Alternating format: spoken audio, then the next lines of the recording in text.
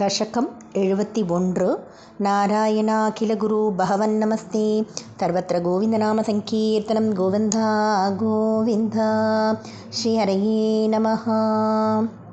यत्नेषु सर्वेष्वपि नावकेशी केशी स भोजेशितुरिष्टबन्धुः त्वं सिन्धुजावाप्य इतीव मत्वा सम्प्राप्तवान् सिन्धुजवाजिरूपः।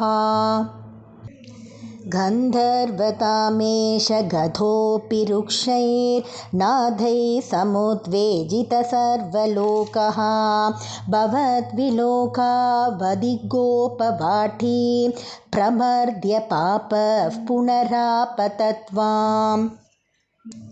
तार्क्ष्यार्पिताङ्ग्रे स्तवतार्क्ष्य एष चिक्षेपवक्षो भुवि नामपादं भृङ्गोः पदाघातकथां निशम्य स्वेनापि शक्यं तदितीव मोहात्।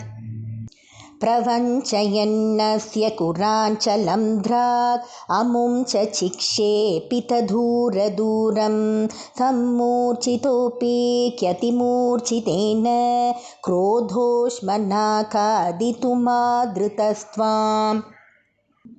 त्वं वाहदण्डे कृतदीर्षवाः दण्डं न्यधास्तस्य मुखे तदानीं तद्वृद्धिरुद्धश्वसनो गतासु सप्तीभवन्नप्ययमैक्यमाघात्। आलम्बमात्रेण पशोऽसुरान्ना प्रसादके नूत्न इवाश्वमेधे कृते त्वया हर्षवशात् सुरेन्द्राः त्वां तुष्टुवुः केशवनामधेयम्। कंसाय ते शौरिसुतस्त्वमुक्त्वा तं दत्वदोक्तं प्रतिरुध्य वाचा प्राप्तेन केशेक्षपणावसाने श्रीनारदेन त्वमभिष्टुतो भूः। कदापि गोपैः सह काननान्ते नीलायनक्रीडनलोलुपं त्वां मयात्मजः प्राप दुरन्तमायु व्योमाभिधो व्योमचरोपरोधी।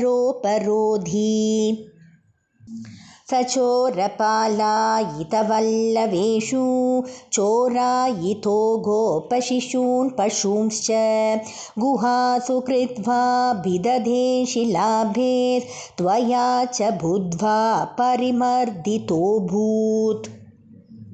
एवं विधैश्चाद्भुतकेलिभेदैरानन्दमूर्छामतुलां व्रजस्य पदे पदे नूतनयन्न सीमां परात्मरूपिन् पवनेशपायाः। सर्वत्र गोविन्दनामसङ्कीर्तनं गोविन्दा गोविन्द।